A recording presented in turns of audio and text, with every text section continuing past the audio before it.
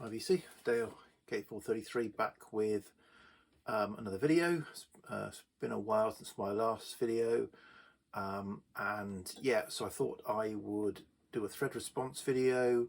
So Brian at EmbryonicRobot started a thread of threads recently, which was very interesting, I thought. So this thread is around the clothing on the cover art of albums that artists are displaying, and the good, the bad and the ugly, if you like. So yes, I've given this some thought, and I've kind of broken it into two categories, but there is quite a lot of crossover between them. So I'm going with a category of they meant it, and a category of they didn't mean it, which could also be a category of they bothered and they didn't bother. Which so broadly, I'm going to show 10 records where it looks like the artist just turned up and they created a cover out of what they happen to be wearing, and you could argue that that was sometimes successful, sometimes unsuccessful.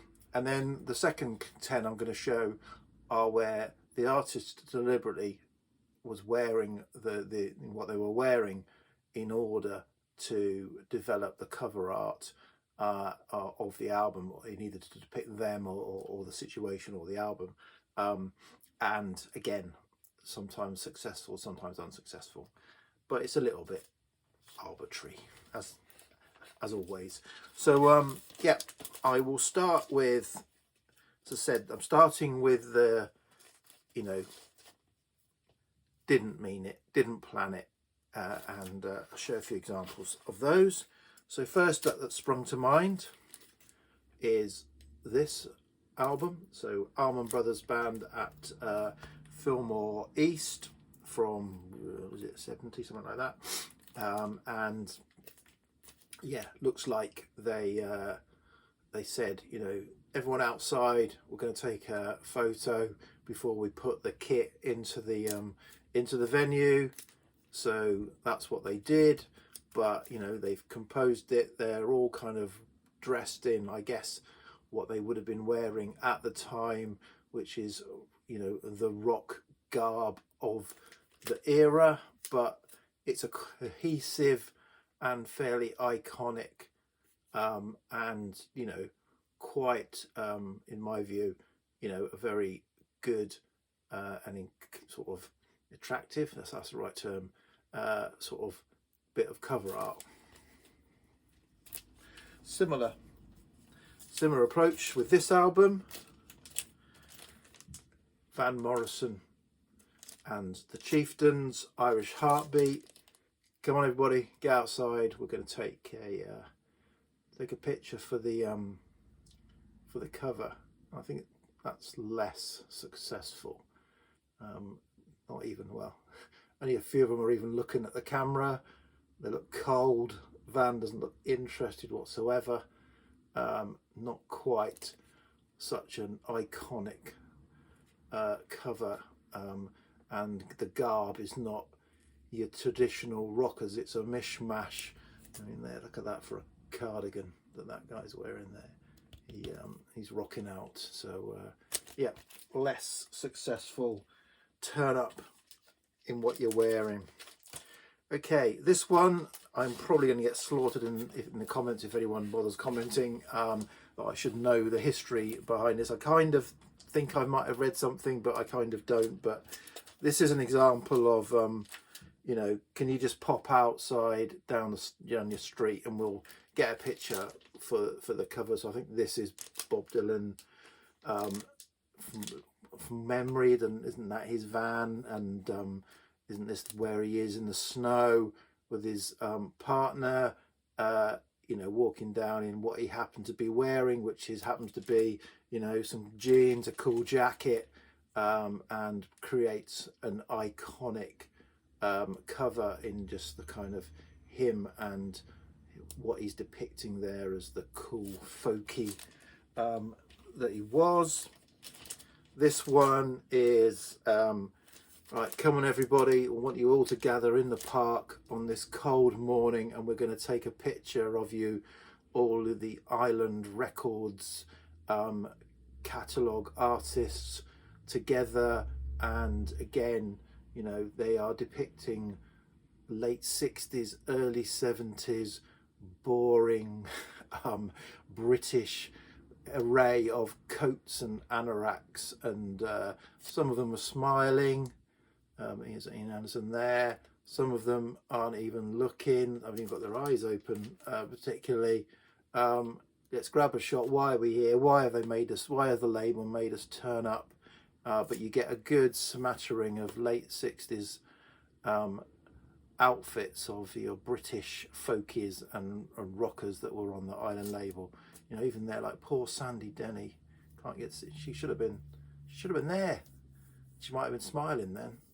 She should have been there. But yeah, so there are how not to do it. I'm not really emphasizing the clothing here, but I kind of am. Okay, so this is another. Okay, we're going to do a cover. Come on, guys, let's get outside. And they're kind of, there they are again in mid 60s garb. This is John Mayall and Eric Clapton with the Blues Breakers. So you've got again a kind of an array of 60s get up, but adding the Beano cover, it kind of makes this an iconic, sorry, adding the Beano comic makes this an iconic cover, even though probably very little thought has gone into what they were wearing and why they were wearing it for this cover. It's just a case of, oh, go outside, yeah, sit under front of that wall, I'm going to take a picture, and that will be the cover of the album. I don't know any of this, by the way, I'm just surmising, and some of this I may get completely wrong. Okay, similar to that last one, let's get the band together, take a picture, we'll create the cover. Bee Gees first. So again, you've got a hodgepodge, you know, they've turned up, I think, in what they were wearing. Have they made an effort? I don't know, maybe they have made an effort. Have they collaborated? Have they talked to each other about what they were going to wear? Has the photographer asked them to wear a certain thing? I doubt it. And what they've done here is they've taken this picture, there's probably just a lot of other stuff here, and they thought, oh my god, is that it? What are we going to do with that? I know, well, let's just put some kind of psychedelic image over the top of most of the picture, and that'll do as a cover. And I've never really thought much more of it. I just thought, oh yeah, that's one of those psychedelic sort of covers, but really it is a picture of the band in a park with some psychedelic imagery kind of just overlaid on top. So I'm looking forward to maybe reading the Bee Gees book that Bob Stanley's just written, because I understand, again, they probably weren't the most charismatic and together band. Okay, so now we've got Neil Young, so Canadian Neil Young. Here he is in, if you like, perhaps typical Canadian get-up, the is it plaid, whatever it is, check-it shirt, jeans, perfectly. This is Neil Young, but this image has always troubled me. That is just not a natural pose, is it? That is just, I don't know. Does he look comfortable there? It just looks like there's too.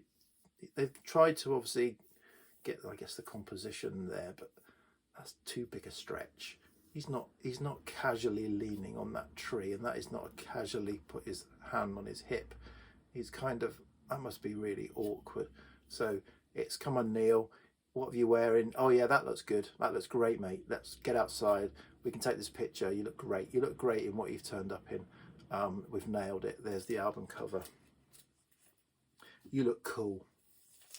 You don't look as cool as Jimmy though. So Jimmy, just get outside. What you're wearing. We'll take the cover. You against that wall there. That'll do. You know, there's Jimmy Cliff looking super cool in what he was wearing there. He carries it off, and he's got the kind of, yeah, he looks like he's relaxed and casual there, unlike I think Neil in the previous shot. Okay, last two of the, I think they just turned up unplanned.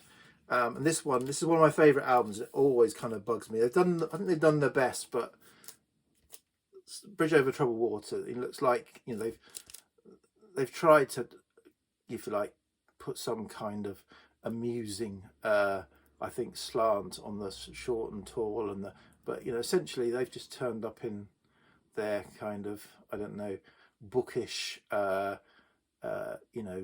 academic or type intellectual garb, as they are, and they've done, they've tried to make it look, but essentially they're just wearing, I think, what they turned up in. And let's make an album cover. Whereas Curtis has turned up what he was wearing in 1970, and let's take a few photos of you, and yeah, super cool.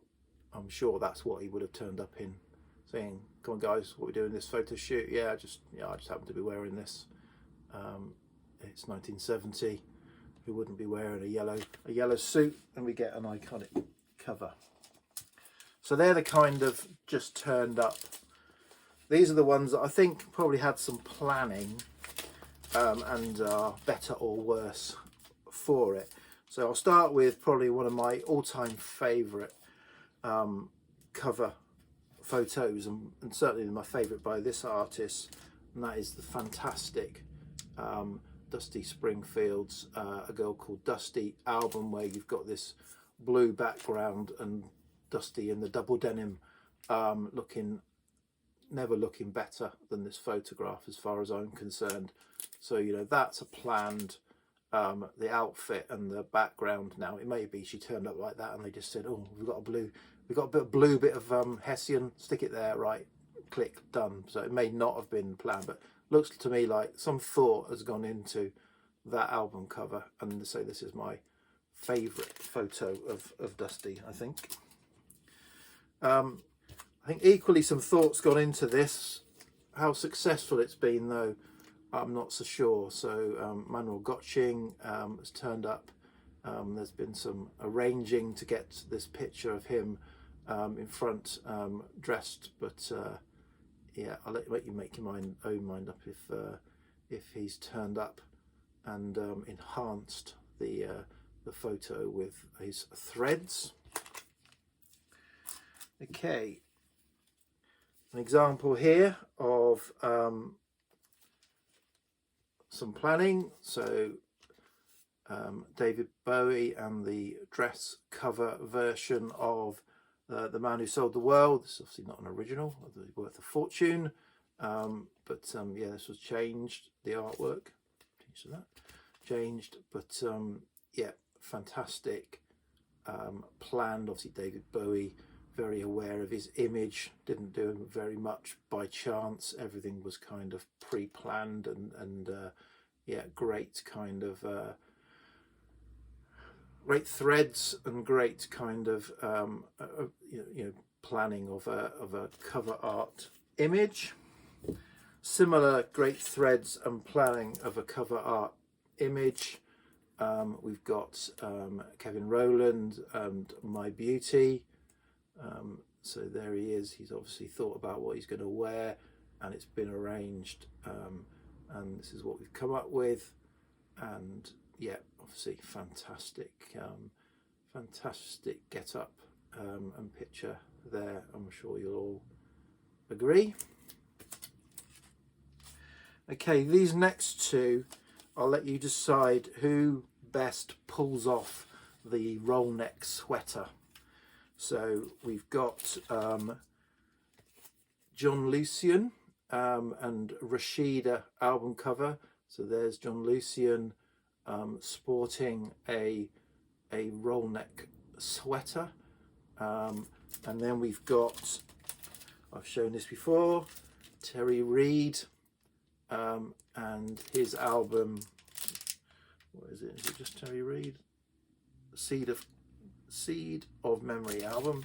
But yeah, he's sporting a roll neck sweater as well. So which of these carries off the Rolex sweater the best. I'll let you decide on that one.